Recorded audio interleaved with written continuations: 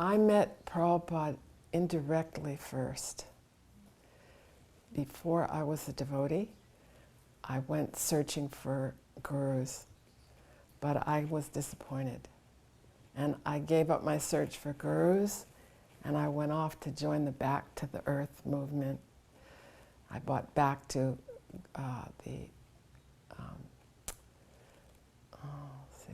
this is going to happen a couple of times while we're talking because I forget things. Mother Earth, I bought Mother Earth magazine, and I started corresponding with people in the back of the magazine. And one of the people, I started sharing my search for a guru and how I got disappointed. And he was in Gainesville at the time. And he said, well, I've found a real guru. And, you know, he's wonderful. You should come right away and meet this person. He's not like the others. So then I started corresponding back and forth. Well, you know, I've seen some pretty bad things, you know, like does he go on a waterbed with his young lady disciples and eat chocolate bars and soda pop? You know, and then he'd write me back, no, this person is very grave and doesn't have any sex connection with his young disciples. He doesn't sleep on a waterbed. You know, when he was in India, he didn't even have a bed.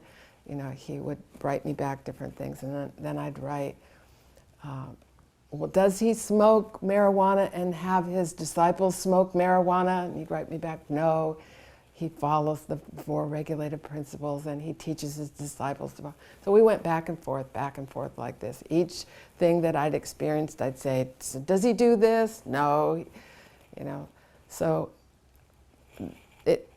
actually, Prabhupada was only in Gainesville for a few days. So by the time I was going back and forth, he'd already gone. But the boy didn't tell me that. He just kept saying, you have to come, you have to come.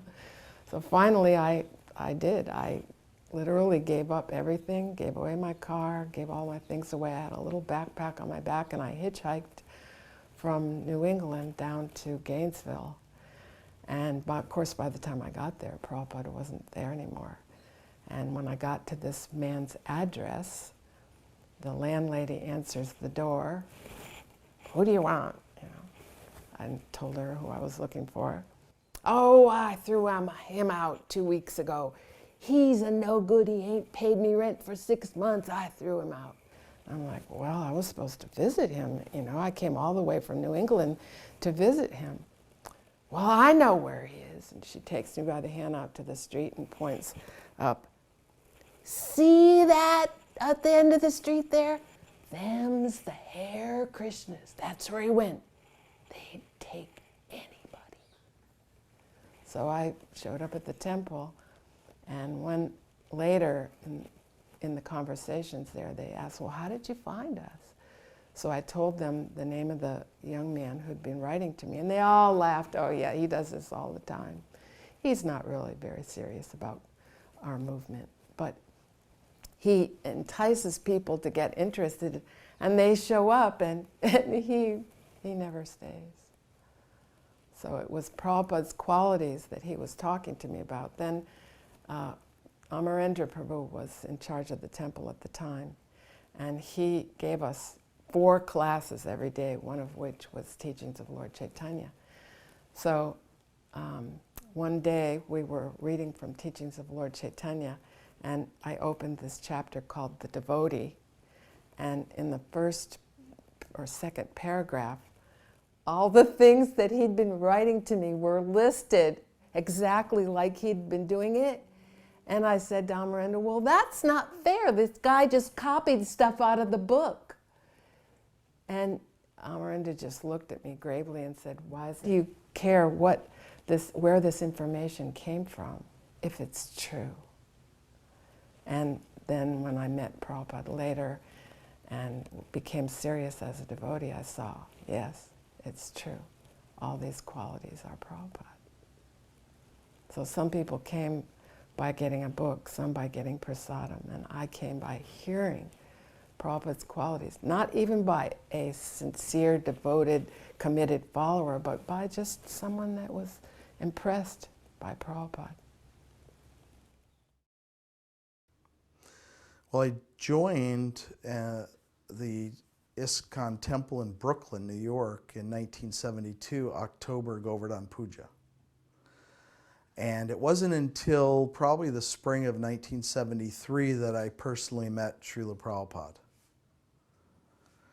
I had been with another yoga organization before that, the Integral Yoga Institute, Swami Satchidananda, and we had gone to the temple sometimes and scraped up prasadam from the table and like that. And one time we came and devotees were just mad with ecstasy and flowers were all over the road. So I think I missed Srila Prabhupada at the end of maybe 71 by seconds.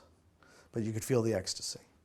So after joining in 72, I was obviously coming from a yoga background, really looking to meet Srila Prabhupada because I wanted to see what kind of aura he had. This was the typical New Age yoga that was going on.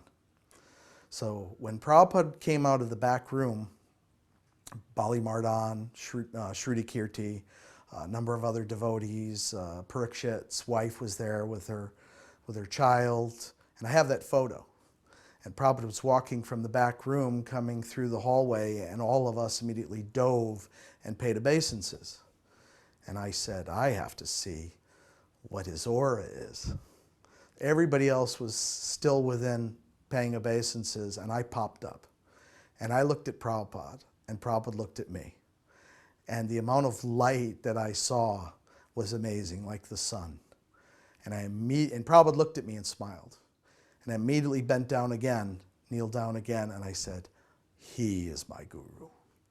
Up until that, I was still visualizing a lot through Mayavadi eyes. When I first went to the temple, before I joined, I received a Bhagavad Gita when I went to the temple.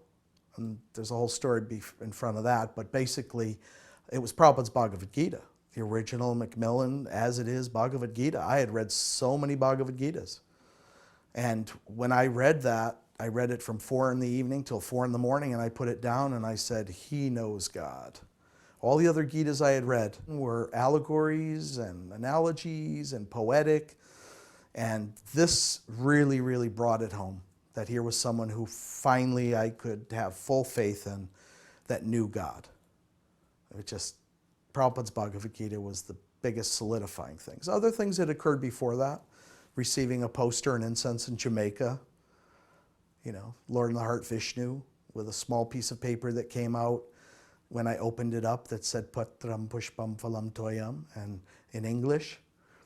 And I was living up in the mountains of Jamaica doing yoga and was just automatically, Prabhupada came to me before I met him.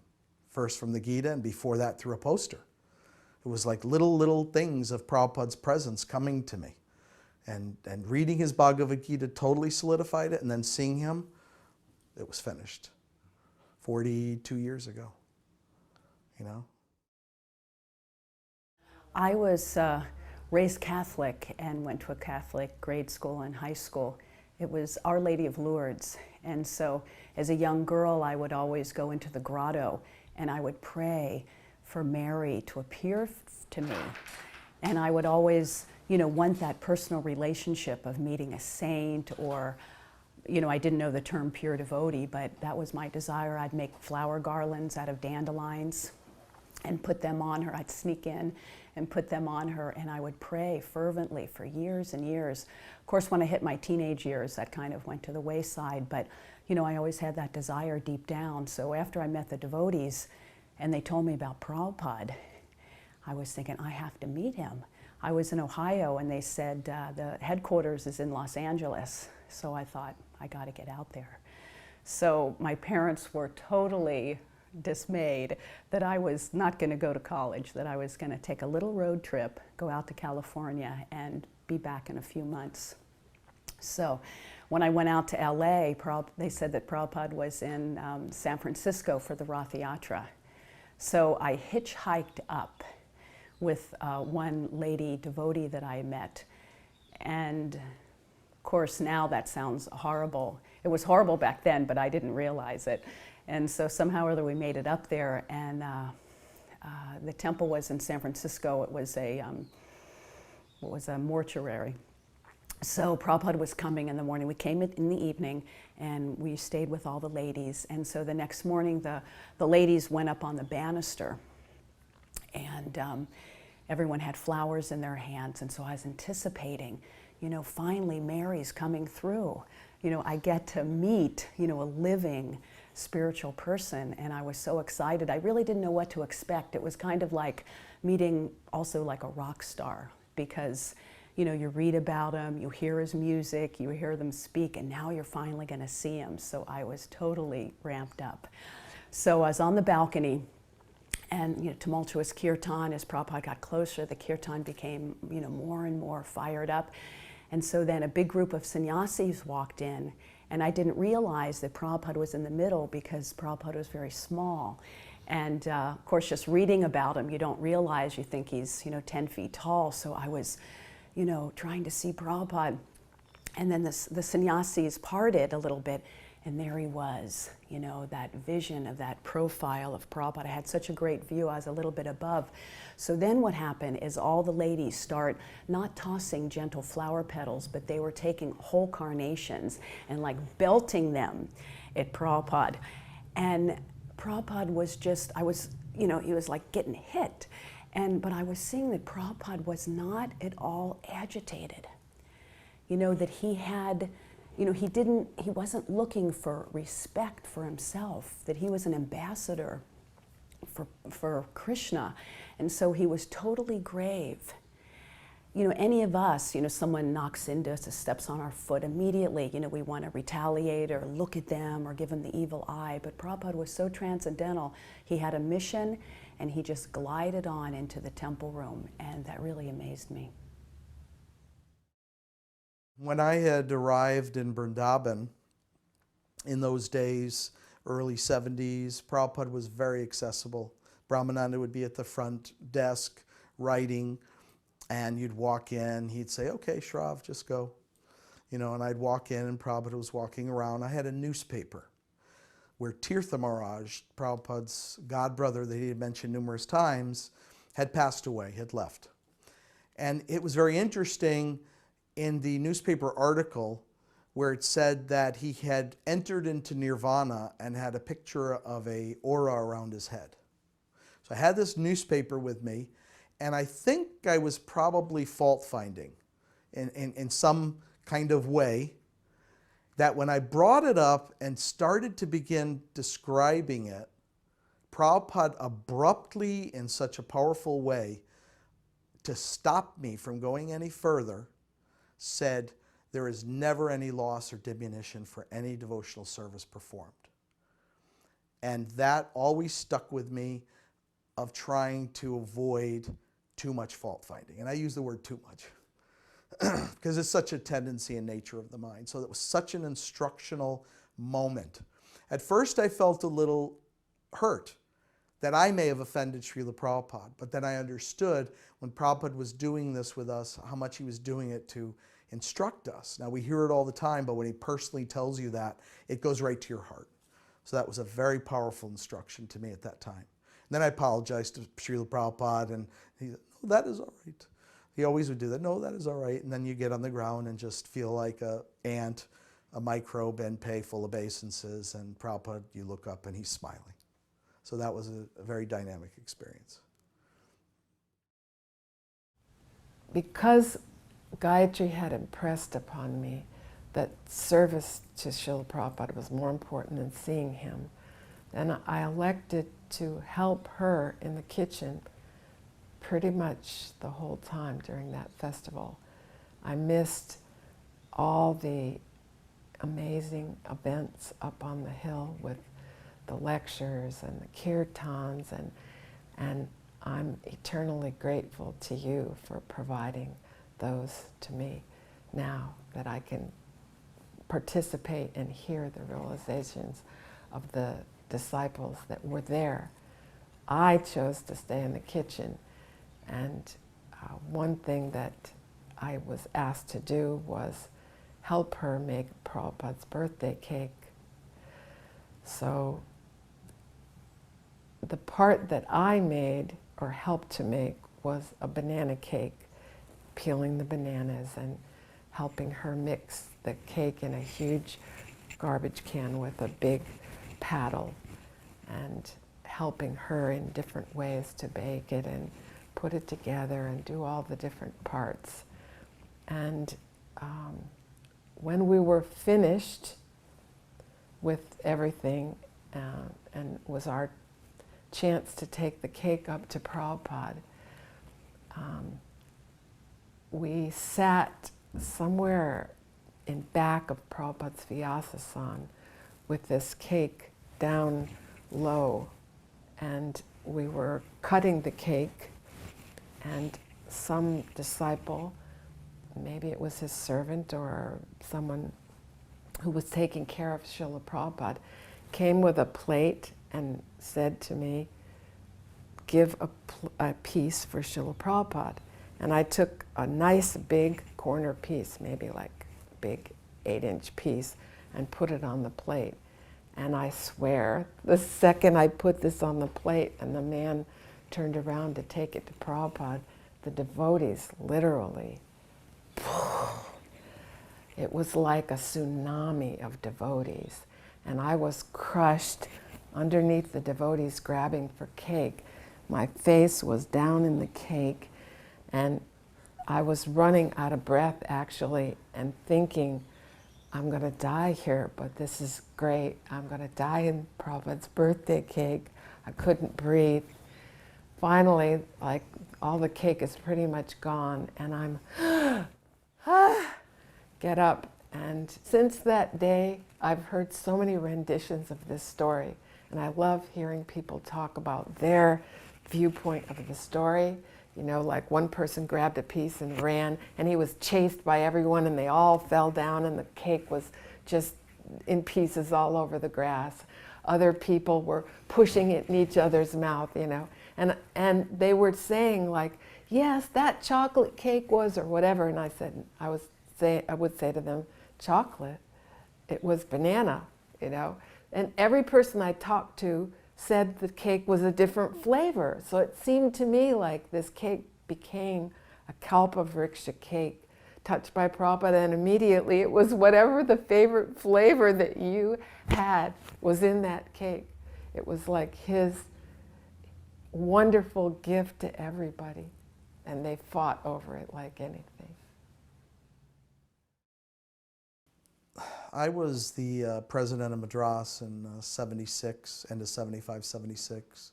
Along with Bhava Budi, we actually became co-presidents. Sravanananda had asked us to be presidents there. And we organized a 10-day program for Srila Prabhupada to come, front page articles in the Hindu newspaper, and we had tens of thousands of people coming.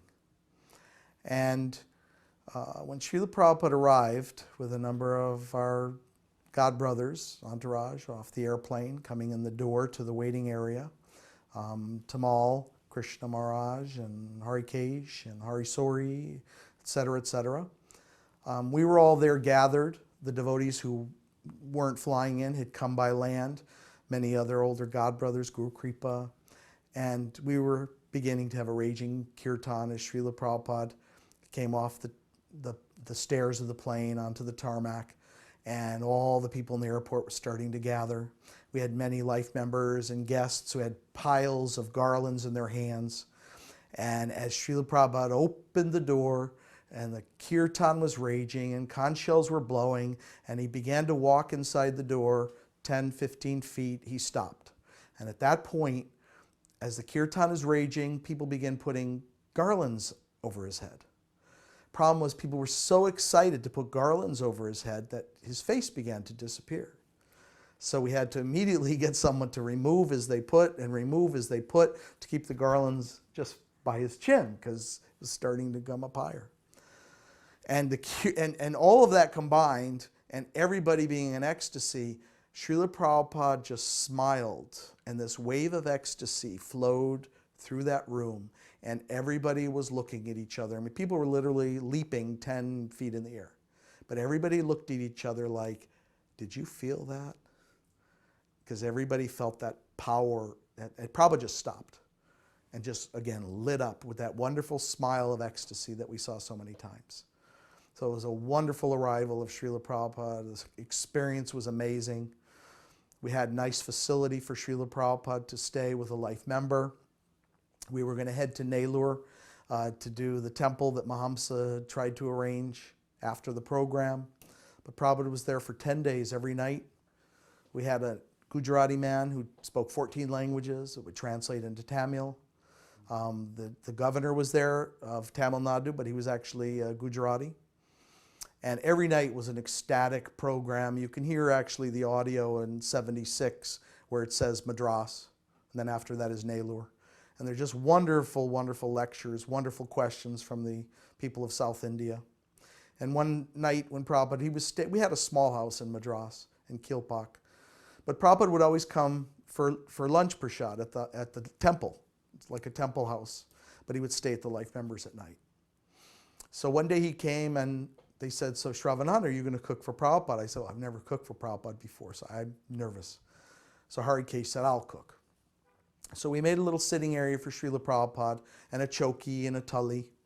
And Harikesh was cooking in the back, and we had drumstick trees that Prabhupada loved drumsticks, whether it was in Vrndavan. I don't know if you're familiar with drumsticks. It's very popular in sambar and South Indian cooking, but Prabhupada would go to Vrndavan, come back with a bundle of drumsticks, and with the trees, he said, make sure you make drumsticks. He said, drumsticks are very good for the heart. And Harikesh was cooking, and I was serving Prabhupada on his plate, trying to do it all right, and I brought a chapati. Prabhupada touched it like this. And he looked at me and said, chapati means hot. So I ran back to Harikesh and said, Prabhupada's saying chapati means hot. He says, okay, I'll cook the chapati and you run. And it's marble, the floors, literally sliding to give it to Srila Prabhupada. I would say it's only 20 feet, 25 feet, 30 feet at the most. And I would slide it and try to put it on Prabhupada's plate quickly. Prabhupada would tap the chapati. He would say, chapati means hot. So then I ran back to Harikesh. I said, Prabhupada is not eating the chapatis. He said, chapati means hot. So he puffed up a chapati like a puri. I ran and slid to Prabhupada, put it on his plate. He poked the chapati that was puffed up. Steam came out. Prabhupada said, that is chapati. So in instructional, I've always remembered that. I hate a flat chapati. I love it when you get a hot chapati and you touch it and the steam comes out. Always remembering what Prabhupada had taught me. So then we had a wonderful program, and we were driving one day in a Mercedes with me and Hari Sori in the front seat, and Prabhupada, Harikesh, and Tamal in the back. Now I'm trying to keep getting a little glimpse and look back at Srila Prabhupada, just to have darshan. And I'm looking, and I'm seeing Tamal. He's like a little bit sleepy. And I turn around, and Tamal has got his head on Prabhupada's shoulder, snoring. And I turned around to Prabhupada quickly, and Prabhupada's love and compassion, like it was his child, was like, don't wake him, don't wake him. And at that moment, I saw another aspect of Srila Prabhupada that was just so amazing. His love, his kindness, his compassion. I mean, we're lowly disciples. He's a Shaktivesha avatar, wonderful, divine, pure devotee, and how much love he had. And seeing those things, sometimes you don't see it unless it's in real life or in videos. Prabhupada had those qualities that were always so compassionate, so amazing. So Hari Sori and I were kind of laughing about it, and Prabhupada was like, just, let him sleep, let him sleep. Very kind. Prabhupada was coming. He had left Los Angeles in the summer of '75. At that time, I was already initiated, I believe, first initiation. So Prabhupada was coming. He pulls up, and all the big guns were with him, Brahmananda and Tamal Krishna Maharaj, Jai Tirtha. And so we were on the roof of the house, and all the ladies had flower petals, and I felt like we were like the queens of Dwarka, you know, that Prabhupada was coming, and, you know, the flower petals were going to come down from the heavenly planets. So Prabhupada pulls up, everyone was excited, chanting. So like in many places, you know, we just found out, you know, just recently that Prabhupada was coming, everyone was painting, cleaning, getting everything ready. So the devotees had this great idea, what we thought was a great idea. And we painted the sidewalk, this beautiful lotus flower. And then the steps that were leading up to the house, we painted the Hare Krishna mantra on the steps. So there was about 5 or 6 steps, Hare Krishna, Krishna Krishna, Hare Hare. And because we were infants practically still at that time, you know, we thought, wow, Prabhupada will really like this. He'll really show how Krishna conscious we are. Well, it certainly did show how Krishna conscious we weren't. So when Prabhupada gets out, big kirtan, he goes to walk up the steps and he realizes, he sees, you know, that the Hare Krishna mantra is there. So I'm up on top, you know, I have a good view, and I was seeing that Prabhupada was immediately disturbed, and he spoke to the next one, who spoke to the next one. And it stopped the Gunagraj Maharaj because he was the president, and, you know, he had to take responsibility. But then Prabhupada, of course, refused to walk up on the steps because the Hare Krishna mantra, you know, he had taught us that Krishna and his name were non-different. So to walk on Krishna's name was of such an offense. So Prabhupada walked around and went up the grass, up the embankment, and went around to the other side of the temple, just to show us that, you know, what offense this was. So needless to say, very soon afterwards, the devotees were out there painting that over. So that was a good lesson for all of us. So when Srila Prabhupada was going to go to Nellore from Madras after this wonderful program, we had it in a big wedding hall, and we were going to go by train. So we decided to hire what's called in North India or Bengal, a Shehnai group. Shehnai with the little trumpet, saxophone, flute type, clarinets, and drums. In South, it's even more traditional with big drums and big trumpets and big... So we organized one to guide Prabhupada down the train station platform to his coach, which was all prepared for him with white sheets and flowers, and, you know, devotees were sitting that were always with him and a servant in that coach. And Prabhupada just loved. He loved Nageshwaram like he liked Shehnai. We got to the train and we went to Nellore, which is in Andhra Pradesh. And we had been donated a piece of land that was going to be having a temple built.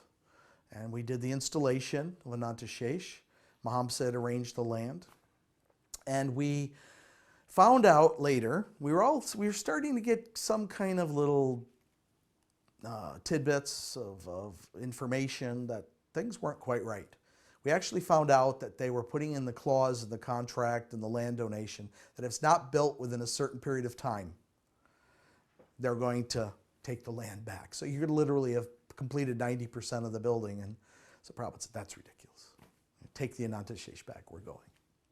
But up until that point, these people from Andhra Pradesh were non-veg.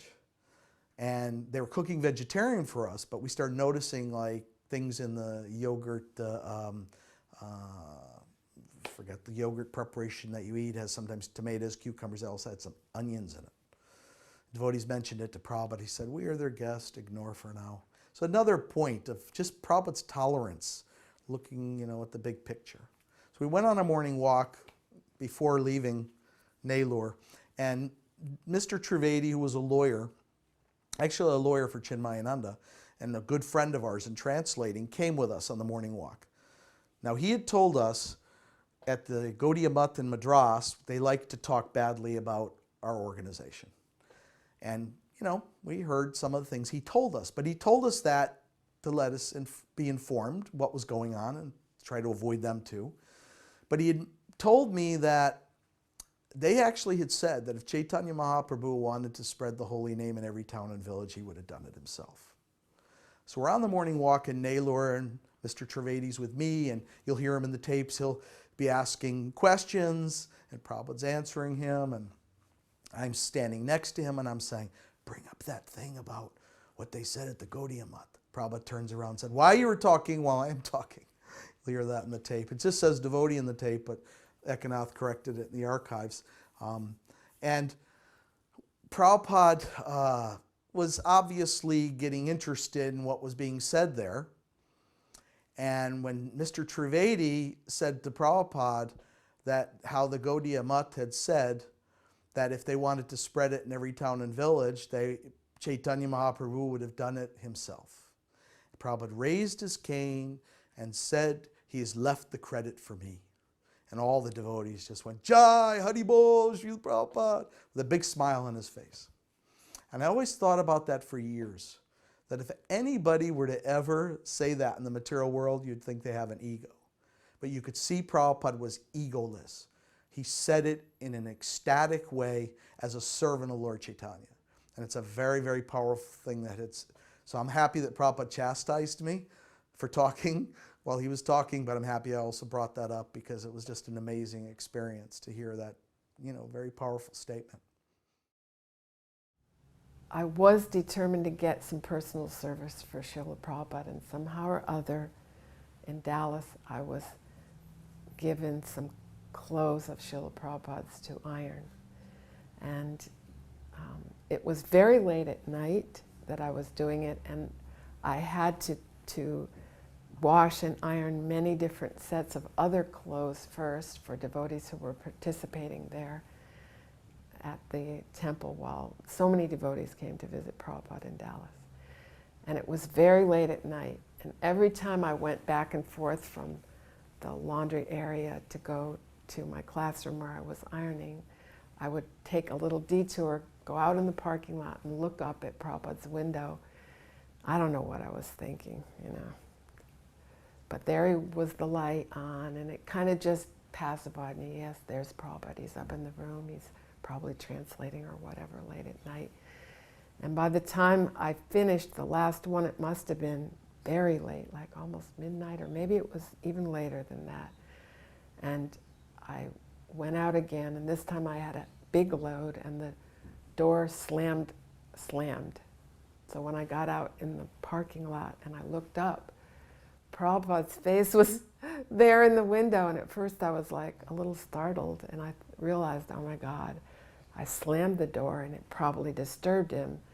But his look wasn't like, who's disturbing me? His look was as if he was like the chowkidar. It's like someone's there at the door, and he was looking to see, who is this? Like he was the guard of who is here? And then he saw it was me, and immediately he saw my arms are full of these laundries, and he immediately folded his palms and lowered his head, and I was like shocked, and I froze at first. Then I realized, oh my God, I've got to pay obeisances. It's Prabhupada. I got down, paid my obeisances, and of course, by the time I got up, he had left the window and gone back to his work. But for him to recognize my little insignificant self like that, it meant so much to me. Here he is receiving my service personally. He was thankful to the tiniest little person who did any little thing in his mission, and he wanted us to know that.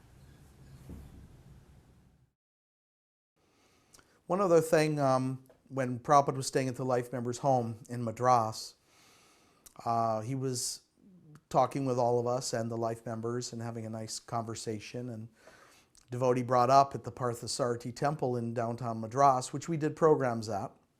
They're very nice people there. It's Parthasarthi. So they had a mustache on Krishna. So devotees brought this up to Prabhupada. And Prabhupada said, Krishna does not have mustache. He said, Krishna has like peach fuzz of a young man just going through adolescence. And he said, Nava Yovanam, eternally youthful. He said, there is no mustache on Krishna. So it was very nice the way Prabhupada took his finger to his lip as though he was, he used the word peach fuzz too, like little light hairs. Prabhupada was explaining Krishna has no mustache because he's Nava Yovanam. So that was a really nice experience too. And then one time in Vrndavan, we would go every morning in the early days when it was just huts and the Vrndavan temple was being built. Just go out with Prabhupada every morning, and there was no construction anywhere except, you know, sand and some little bit of cement and steel coming up. So all the roads were just agriculture, and we would take a mat and Prabhupada would sit on the side of the road and call over Mayavadis and chastise them, speak in Hindi with them for a while, and then get into a debate with them, a heated debate. They were always respectful and they would leave, and Prabhupada, but he was showing us the fierceness of challenging the Mayavadi philosophy. And I once asked him, Srila Prabhupada, people are so stuck in darkness. How do you tell a person who's blind, you know, that there's vision, that there's light when they've never experienced it? And Prabhupada said, prasadam. He said, prasadam is the most important thing to bring people out of darkness. So that was also a very major thing I've always remembered, because I know that you had mentioned earlier about how I was first influenced. That's how I pretty much moved in the temple. That was like the last, you know, straw, nice straw. It didn't break the camel's back, but broke my, you know, attachment to anything. And to move in was the prasadam. It was Govardhan Puja. And mountains of prasadam. And basically slept on the prasadam floor that night, just keeled over. And so Prabhupada's program of prasadam, I mean, you don't find this in any other yoga group. I had eaten so many, you know, Sri Chimoy, this one, that one, whoever you're going to mention, and everything was very, very spicy, but there was nothing like the cooking that we had in those early days in the temples. The prasadam was just amazing, and the devotees had so much love and devotion, and it was opulent. And that was another big thing to make us join in those days. I mean, most devotees I've spoken with. And Prabhupada reiterated it there right on the side of the road in Vrndavan, how important it was. I was able to go to India in 1977. And that was, of course, the last year that Prabhupada was with us. So when we got to Mayapur, the ladies were given the rooftop of the kitchen. Now, the rooftop is exactly the rooftop. It had no plastic over it. It had no shelter at all. So we all got up there, and within a couple hours, a huge storm came. It was blowing everything away, and we were totally unprepared, and everyone got really sick. And so some of the girls I was with from San Diego became really like delirious. I mean, everyone was really sick, and there was no facility. The bathrooms the latrines were stopped up. It was a horrible flood. But Prabhupada was there, and he was giving the morning class. So the next morning, I don't know how I even made it to class. I crawled, really.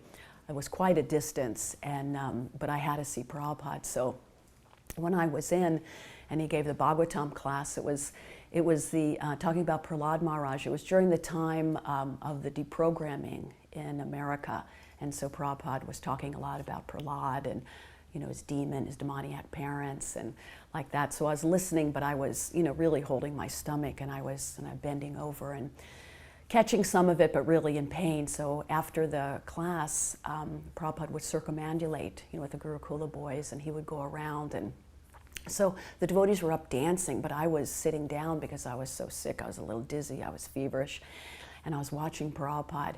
He was circumambulating, and he would ring the bell, and each time he'd go around, he'd ring it a little, you know, the kirtan was getting more and more fired up. And then I was watching Prabhupada, and Prabhupada was looking over in my direction. You know, of course, I thought he was looking right at me. And then Prabhupada, with his hand, he just gave a very beautiful, very wonderful, graceful gesture of rising above. He was taking his hand, and so with that one gesture, you know, he uplifted me off my suffering bodily concept condition, and I jumped up and started dancing. And I was realizing at that time that not only was he lifting me, but he was lifting the whole world. He was lifting the whole world with, you know, simply a mere gesture, because behind that gesture was all the potency of the disciplic succession, the parampara, you know, Sri Krishna himself and his spiritual master. And and I was transformed for that brief time. I was totally transformed to the spiritual world, and it was ecstatic. And then after 3 times around, Prabhupada, went up with his entourage, and again I kind of crumpled down to the floor and somehow crawled back to my room. But that was an amazing experience that I'll never forget. We were so violently sick at that Mayapur festival. I can't remember if it was 74 or 75, because I arrived in India December 73, so it might have been 74.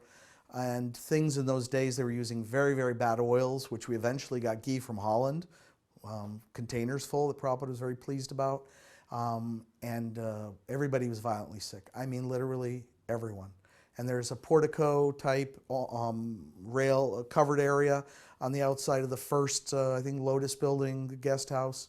So we were all laying there on mats and whatever we had. And we could barely pay obeisances to Prabhupada or turn over to even acknowledge it, but we tried our best. And Prabhupada was walking around and very disturbed that everyone was so sick, so he called a homeopathic doctor. And I remember the homeopathic doctor, he couldn't even put it in our hand and give us a glass of water, which in homeopathy, you just put it in your mouth and dissolve it. He personally put the pill in everyone's mouth, and Prabhupada was also walking around near him, around him, constantly seeing the devotees and observing. And within literally minutes after the pill went in our mouth, Prabhupada, whoever he was in the area, was very happy. And we woke up and out of a slumber of unconsciousness and very bad disease to almost being fully conscious, like, what just happened? What just happened? And I never thought about it too much until decades later, where I really felt that Prabhupada was performing a miracle. He was present, he ordered the doctor to come there, and I don't believe to this day that one little white pill could have made us go from such a state of diseased consciousness and dysentery and whatever to be standing up and ready to do service again. There was like very little time frame in being so bad to so good. So many years later, I really felt that was a miracle that Prabhupada had performed. I had a large class of young children, 3, 4, 5 years old, roughly like 50 little kids. And they had acquired a small lot nearby the Dallas temple that they were using as a playground for the children. But there really wasn't anything there. But Prabhupada had told us to do cowherd pastimes with the kids to engage them, cowherd boy games and like this. So it was my idea to dress them up like cows and cowherd boys, and they liked it. So Prabhupada was visiting, and he also had a garden on the other side of the parking lot, and he was in the garden getting a massage, and I'm not sure whether I was aware of that or not, but it was playtime for the children, and I had dressed them all up. Most of them had these ears, like a cow ears, and a tail pinned on, and then there was Krishna and Balaram, and they were dressed perfectly like Krishna and Balaram with their flutes and all this. And the kids were expert at this. Krishna and Balaram would lead and play the flute, and then the cows would walk on all fours going moo, like this. So as we left the building out into the parking lot, headed towards the playground, the kids were all mooing, moo, moo. And Prabhupada obviously heard them because he came to the gate door and opened the door to look out. As soon as he saw the kids, he smiled, like, just his smile was oceanic. And he watched the whole scene, and I didn't know what to do.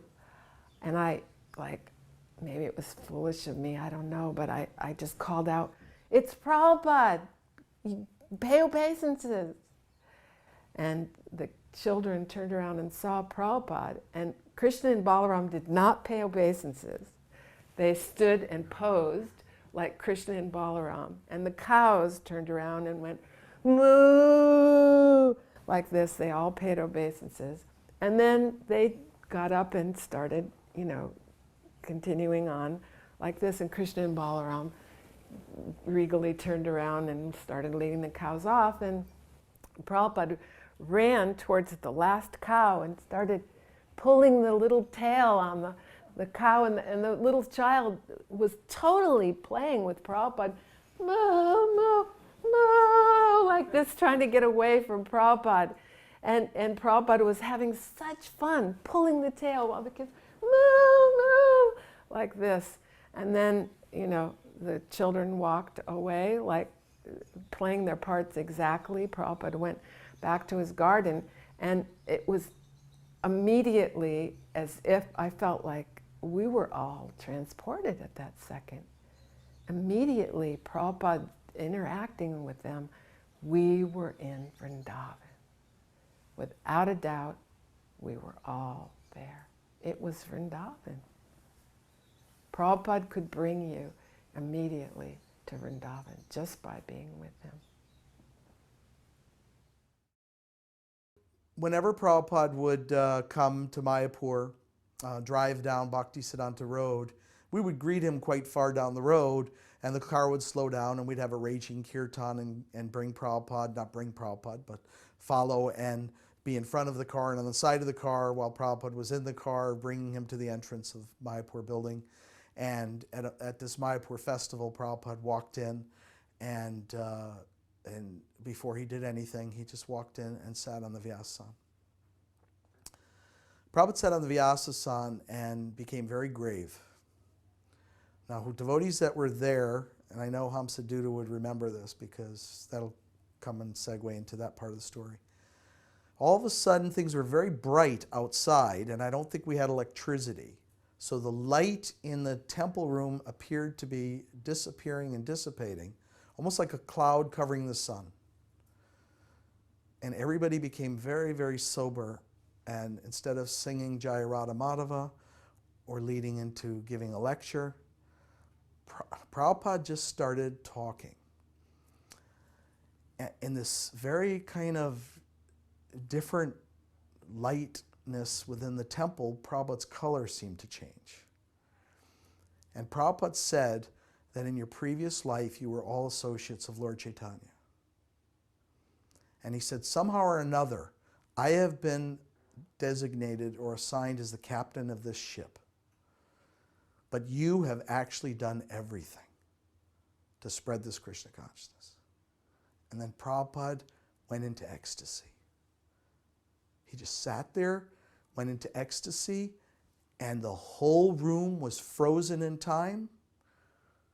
And everybody was feeling it because everybody was looking to the side, to the other devotee next to them, like, are you feeling this? Could barely talk. And Prabhupada wasn't speaking for a long time. And I don't think anybody wanted this experience to stop. And all of a sudden, off to the right side of the temple room, I remember Hamsaduta picking up the mridanga and starting to chant Hare Krishna, which seemed to break like the almost samadhi-like ecstatic mood. And I know my experience at that was anger towards Hamsaduta for breaking this ecstatic wave that we were all in that boat with our captain together. So that was over, but I heard later that devotees went to Prabhupada and said, Prabhupada, when this happens to you, is this what we should do? Hamsaduta was there and some other devotees were there. And I heard, this is secondhand, that Prabhupada said, yes, that's okay, but it doesn't happen so often, does it?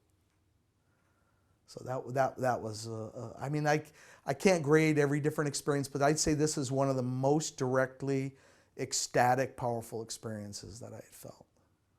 There was definitely color change in Prabhupada's face. The room had become dark, and nobody said a word. I don't know if it was eternity or minutes, but it felt like eternity until Hamsaduta broke it with a kirtan. I was doing some service. In those days, they didn't have all the hired help, so they really depended on the devotees to cut vegetables, to help clean, all these things, which was nectar because we know that devotional service is, Prabhupada gave that to us to help us control the mind, purify us. So I was in the deity room cleaning up. Everyone was gone, and I was doing the dishes. It was pretty simple. It was just a stove on the floor and some little countertops and things like that. But I was cleaning, and all of a sudden Palika comes running in, and she said, Prabhupada wants to eat. He hasn't eaten in days. As we know, in that time in 1977, it was kind of the beginning of Prabhupada's difficult health period. So she said, please help me. And so I was like, help you? Will I help you? This is an amazing opportunity. So I remember she said he wants some apple juice. So I thought, well, where's the champion juicer? So she said, no, you take a grater and you grate up an apple and then you put it in a cheesecloth and squeeze it. So I did that. I cut up some eggplant and things, and she was expert. So very quickly she made a nice meal and brought it up to Prabhupada. So I was done by that time. I was cleaned up afterwards and I was done, but I thought, here is my golden opportunity. There's nobody around. She's going to come down with that big maha plate of Prabhupada, and I'm going to be able to get the whole thing. So I was, kind of dusting around, kind of waiting for her to come. So then she came down with a plate, beautiful plate, marble and everything. And so I was standing there. I said, oh, I'll help you transfer the plates. And she understood my mind, and she said, yes, you can do that. She said, but Prabhupada just said that while he's sick like this, that no one should take his remnants. So she saw the horrified look on my face and gave me a little mercy, and she said, okay, tilt your head back. And she took his juice that I actually had made him, and it was halfway gone. And then she just poured it from that beautiful marble cup into my mouth. So even though I was disappointed on one hand that I couldn't enjoy more of the maha, I was really appreciating how Prabhupada, in his bad health, the year of his death, just several more months and he would be leaving us, he was still concerned about his disciples and for the devotees not to take his remnants in case there was any kind of disease or anything like that. Of course, that's in his humility. Devotees would have lapped it up in a second, but Prabhupada was always so caring about the devotees, and it wasn't just when he was feeling good, because that's easy to do, but when you're in a difficult situation like that, to care about others, it really showed his magnanimous outlook and his personality and his caring, and that he really, really, truly loved the devotees, and it came out in so many ways, and so I really got to experience that firsthand. I was working with Tejas Das in Delhi in the early days. That would have been around early '74.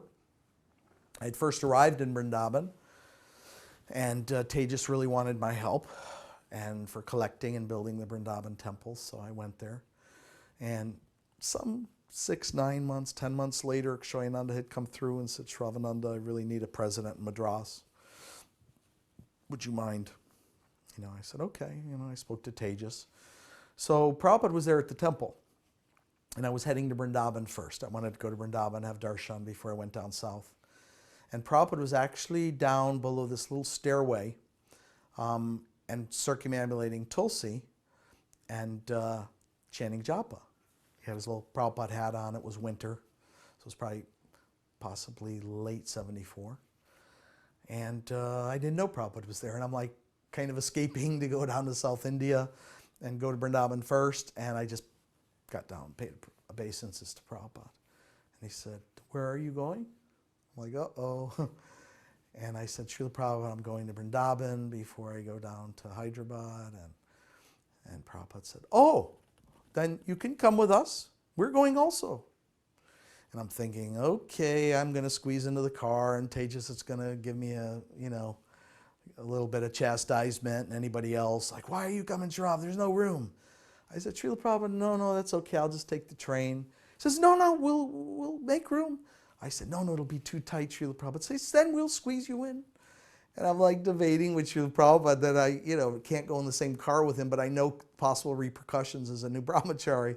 So I said, no, that's okay. So Prabhupada kind of at one point said, all right then. He said, then please, when you arrive, you'll probably arrive before us.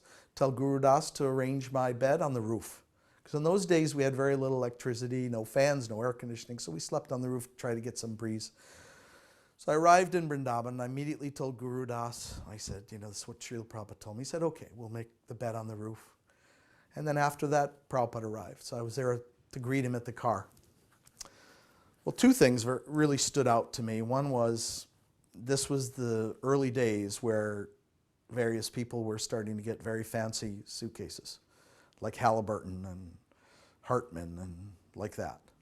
And Prabhupada got out of the car, and first thing he said, "So you made arrangements?" I said, "Yes, Srila Prabhupada." His little suitcase was, in probably real dollars in those days, $5 or $10, with a rope tied around it. I mean, like something you would have gotten Woolworths, which most people don't even know that, And I just said, oh my God, this is such a symptom of such a pure devotee. You see so many other things in life, but here is my guru again showing us simplicity and true minimalism and humility. So it was just another excitement to see again the purity of my guru. Another instructional lesson about the importance of reality and being a Vaishnav.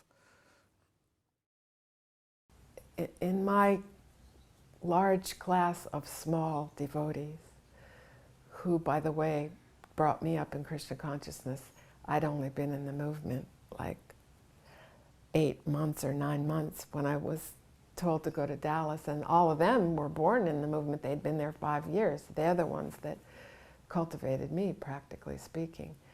And all the children were taught to chant Bhagavad Gita slokas.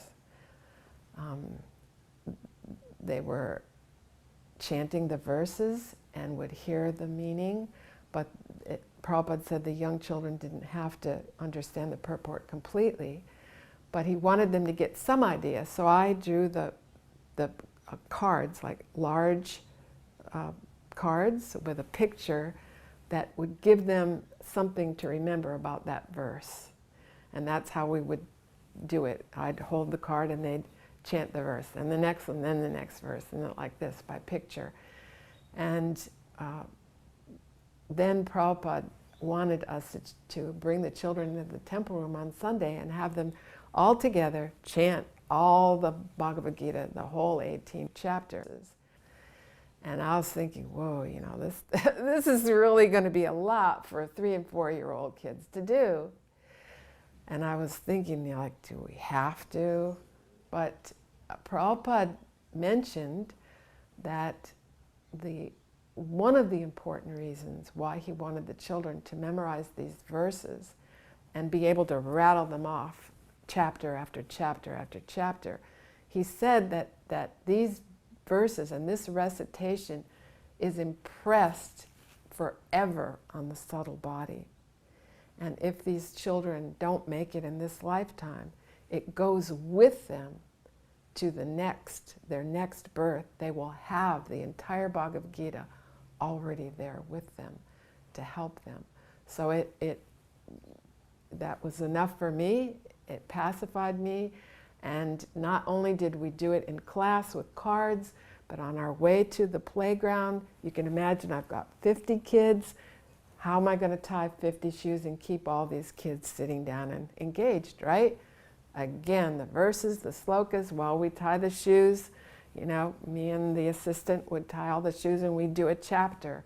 While we're at the laundromat, so the kids didn't tear the whole place up and run out, okay, let's all sit down and do chapter 6, while we're changing the clothes. And this became it was my savior, this chanting of chapters, because the kids liked it, it kept them engaged, and I remembered that Prabhupada said it would go with them forever. I had come back to America for collecting for Mayapur. When we were having the big Rath Yatra in New York, I don't remember the first really big one that we had there. Was it 75? But Jayananda was still there. Prabhupada was there. We had the West 55th building. I got a crew from Long Island. And I wanted to do it in 16 millimeter, which in those days was a bigger format. And they were professionals. They had an editing studio. It was a lot of editing, adding music. They were up in the windows of the buildings. I mean, they really took some great footage of the Rath Yatra festival. It was just a random thing that I did. Nobody had told me to do it because I was going back to India. And in India, we had a briefcase projector. We'd pop it open and we could put it on a desk and people could watch movies right on the desk, or we could flip the lens and reflect it onto a large sheet like in the villages. So I wanted to show people the Rath Yatra. Just pure Rath Yatra, nothing else, and music and chanting. So we put this whole movie together, compiled it, put it in Fairchild cassettes. And when I arrived in Vrndavan, Adi Keshav was in New York when I filmed the movie. He said, Sravanananda, show it to Prabhupada. So I was in Madras actually at the time. You know, I was just in America collecting maybe from Madras or visiting family. So I popped open the Fairchild, many devotees were there, and I started showing the movie. And Prabhupada really liked it, so I was very happy I could please him. And first thing he said was, you know, they think we're CIA in Bengal. He said, how would they think we're CIA and put on a Rath Yatra in Manhattan? What CIA would put on a Rath Yatra in Manhattan? And he knew that I was, you know, in Madras. We had letters exchanged and we were going to build a temple there. We were having great response. And Prabhupada said like this, he said, would you mind going to Bengal and showing this in every town and village? I was totally entrenched in Madras. I never thought of it. When Prabhupada said that, I said, Srila Prabhupada, whatever you want. Prabhupada, he's so humble the way he asked that. It wasn't like, go to Bengal and would you mind? You know? I said, no, Srila Prabhupada, not at all. And then devotee said, yeah, Baba Bhudi's there, he could cover. And that's when I went to Bengal and went village to village on buses all over Bengal, from the Bay of Bengal to Darjeeling to Assam, to Guwahati. We showed the movie on screens. We had reporters who came and said about the movie. We were on the boat program, in the Nitai Pada Kamala, one of the earliest things, 3 months in the Ganges. And we were distributing Gitar Gans, the little Gitar Gan that was Prabhupada's wonderful little production. And I wrote a letter one time. We were thinking of meeting Srila Prabhupada in Kumbh Mela, but the devotees were so fired up that they just wanted to distribute lots of books. So I wrote a letter to Srila Prabhupada and said we had just distributed that month 16,000 Gitar Gans. Prabhupada wrote a letter back so happy and said, that is very results. I'll always remember that that is very results. And we were very happy that we could please him and serve him in separation. So one of the services I did in San Diego was for the deities, and it was soon to be Rath Yatra in San Francisco, and they're making new carts, and they needed new canopies. And so they put out a call for seamstresses, and somehow or other, Gunagrai Maharaj knew that, you know, I could sew and gave me the mercy to go up there to do that. So I went up about 5 days or so before the Rath Yatra, and I was sewing, sewing in the sewing room. So it was a few days before Prabhupada came, and so when Prabhupada came, there was, they called a press conference. As we know, when Prabhupada would come to places, they would try to get the media to come and things. So the press was there, and he invited all the devotees. There wasn't that many of us, so it was really intimate. So Prabhupada had just flown in from somewhere, I'm not sure where, and he was telling me that, or telling us that the pilot came on the plane, and he actually sat next to Prabhupada and said, you know, Your Grace, you know, do you mind if I ask you some questions? And so Prabhupada, you know, always the gracious host and always anxious to share Krishna consciousness. And the man was very thoughtful because he had a great question, and Prabhupada was relating this to us and also in the press conference. The man said, if God is good and all loving and great, Prabhupada is, you know, agreeing, he said, then why did God create evil? And Prabhupada was telling us. So I told them that the sun is shining, very bright, it's beautiful, but if you turn your back on the sun, you create a shadow.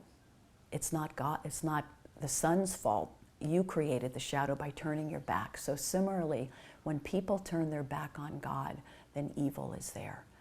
And then Prabhupada looked very innocently at us and he said, was that all right? Did I give a good answer? You know, and the devotees were just like clapping, and they said, oh, that was great, Prabhupada. And you could just see the very innocent, you know, boy-like enthusiasm and really deep humility that he was really saying, you know, was that all right? Did I give a good answer?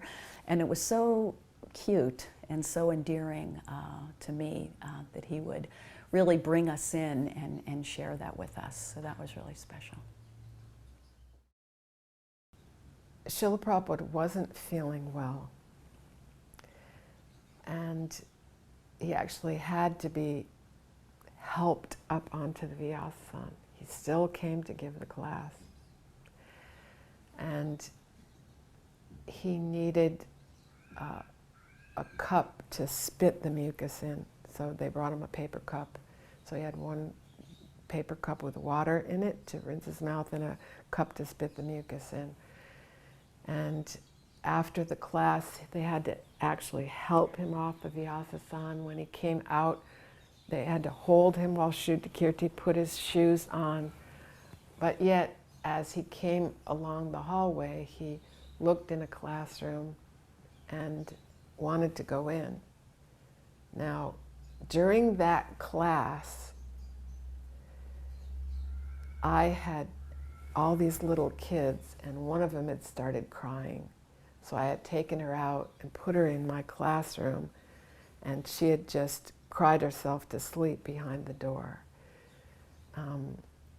So when Prabhupada opened that door to go in the classroom, it bumped into this child who immediately woke up and started crying all over again and backs up.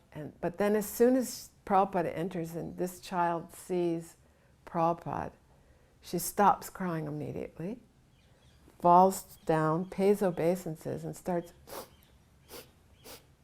like this to Prabhupada. And I'm not sure why he had decided to go into the room or whether he sensed she was there or whatever, but his intention was completely focused on her. And he reached out and touched her head gently. And then his eyes moved over to me, and his glance pierced me with this message, you know, you've got to treat these children nicely, gently, kindly. I mean, like I'd been told we were supposed to be real strict until they're 16, right? But this look of Prabhupada was like admonishing me to the core. And from that day on, I changed completely and realized, you know, these are the future of our movement. They have to have positive impressions to go on with. And I became loving because I saw Prabhupada's love. Okay, that's great. It's wonderful. In relation to that, where did that instruction come about that you had to be strict till they were 16? Prabhupada had told that. Yeah, Prabhupada. In Dallas, he said something like that? Yes, he gave many instructions when we were in Dallas about how to treat the tell children. me about some of those. Srila Prabhupada wanted the teachers to be strict.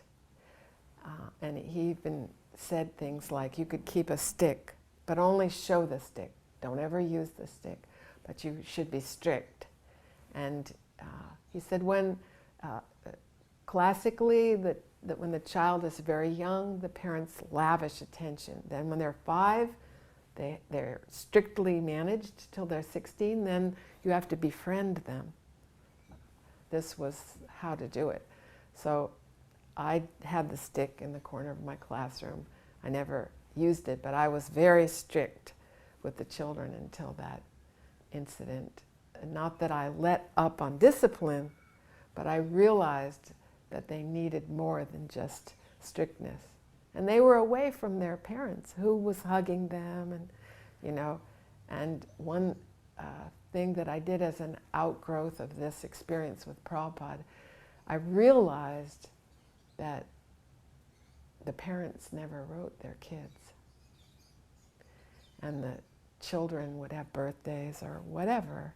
And, so I used to write the children cards and letters from their parents and have them mailed and, pretend this came from. There were a few parents, that did write, but not everybody. So I wrote the birthday cards and things from the parents so that they would feel loved, because I realized that without that love, they weren't going to stay. Why was I staying? Was I staying because Prabhupada was strict? Follow the 4 regulative principles, get up every morning, take your cold shower.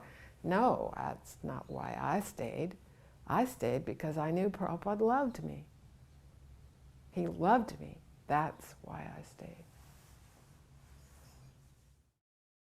Prabhupada's instructions in his books were extremely powerful, and his desire to save every living entity within the universe by the distribution of not only his books but paraphernalia, the spiritual sky incense to the poster. I mean, it was like Prabhupada was all pervasive as Chaitya Guru. Wherever you went, whether I was hiking across America and seeing devotees in Vancouver or Boulder, I mean, by Prabhupada's mercy, all he wanted to do was to save everyone in this world. And just so much contact with devotees and paraphernalia. And then finally Prabhupada, it just culminated in the massive nuclear explosion of his radiance and sun, and seeing him for the first time in Brooklyn. Now, I was sitting with what is now the head of the Integral Yoga Institute, and he was my friend. And we were sitting in a car, and he had long hair and a beard, and I still had very short hair like now. And I was with that yoga group, and we were opening up a black and white Back to Godhead. Again, another mercy of Srila Prabhupada. And he was opening up this magazine, and I said to him, "Do you think you could ever become a Hare Krishna?" He said, "Yeah." And I said, "I don't think I could." So he's the head of the Integral Yoga Institute now, and I actually became a devotee. So Prabhupada's mercy is so powerful. His mercy was so powerful that no matter how hard I try to get away, he's always there and pulling us in. It was an old black and white Back to Godhead, and just kind of freaked me out. But then I saw a devotee on a train in New York, smelling of incense, beautiful, attractive cloth, kirtan on the train, giving out books. Prabhupada's influence was truly all-pervasive. But he was always gracious. When he was a guest at someone's house, he wasn't a king. He was always a servant. He was always there to serve even his own disciples. All the other gurus, the relationship was very odd. It was just a ladder I was climbing, but very quickly disillusioned. And I've never looked backwards. I've never ever thought I needed anyone else. I need my God brothers and other devotees association, but other than another guru, everything is there in Prabhupada's books. It was his Bhagavad Gita that changed my life, because I had read so many, from Gandhi to this one, Vivekananda, whoever I could get my hands on, and I just didn't feel anything. There's just nothing there. I read Prabhupada's Bhagavad Gita. It was one pure realization in every word. And just his kindness. I'll tell you where I felt his greatest kindness when I listened to audio of Prabhupada with that doctor in Bombay on the morning walks. And I'd been with many morning walks there also, whether it be Madras or Bombay. I forgot his name, if it was Patel but all devotees know him, because he would ask aggressive, somewhat condescending, irritable questions to Prabhupada. I never saw Prabhupada upset with him once. I sometimes have to turn off my audio of Prabhupada when that man's asking questions, because it just seems so offensive to me. But Prabhupada liked that, because he knew that the whole world was challenging this philosophy, and he was letting us see how to deal with a person. It was almost like Prabhupada was doing the Chinese water torture. Because I met that man after Prabhupada left, and he was crying like a child. So Prabhupada did that. He wore him away, because he never got angry. Just kept answering his questions beautifully. Then he would challenge Prabhupada. But he loved Prabhupada, but we couldn't see it because of his challenging way. but he loved Prabhupada, and Prabhupada didn't mind, and he actually kept, Prabhupada was requesting him to come to Kumbh Mela. And he kept, like with me going to Vrndavan, and he kept saying, no, I can't go on this road. He eventually went with Prabhupada, from what I heard, to Kumbh Mela. So just the qualities were just amazing. And anytime Prabhupada chastised us, it was 5 seconds of pain and just thousands of hours of ecstasy, because it was like cleansing. And it wasn't often, but I've had the cane raised at me, I think, twice, for maybe talking to someone behind him, or that was usually it. I didn't want to say too much on morning walks because of that, and I stayed a little bit behind sometimes, but it was always ecstatic. I never once had a doubt to this day, and I'm just so happy I found Prabhupada. Or he found us. You know, he was looking for us. And just pure mercy of Srila Prabhupada. One of the things that I really appreciated about being in the presence of Prabhupada was the excitement that Prabhupada brought. Even though Prabhupada never came with a big fanfare and he always kept such a humble profile, the love of the devotees when Prabhupada would come was so exciting and so contagious that even as a new devotee, the time I came in late 74, 75, the movement was so big. There's thousands and thousands of devotees, and everyone was hankering to get, a little bit of nectar from Prabhupada. But Prabhupada was so large and so big in his presence and his love that no one ever felt left out, even though I didn't get to go on a morning walk or have a personal conversation with him. I felt so included. He was so inclusive in his personality and his love that it really just radiated from him. So you felt really satisfied. Even though the devotees were, doing more intimate things with him, just to stay back and, help cook for him or clean his room. You felt such a connection with him that you didn't have to be personally present with him at the time to feel the mercy, to feel the grace that was coming from him. And even though that there was so much fanfare around him, Prabhupada just kept that humble, very meek and very grave demeanor about him. Sometimes people would say, that Prabhupada didn't smile enough, or in his pictures or something, that he was, wasn't like other gurus and things. But that was Prabhupada's grace, really, that he wasn't flashy, that he was always giving the attention to Krishna and away from himself. And in doing that, that endeared us even more to Prabhupada and his wonderful legacy that he left for us and for future generations. And I'm just so grateful that I was able to be a part of that, and am still trying in my small way to push on Krishna consciousness and push on the wonderful qualities and the love that Srila Prabhupada had for all of us and will continue to have into the next generations to come. Je anilo premadana koruna prachu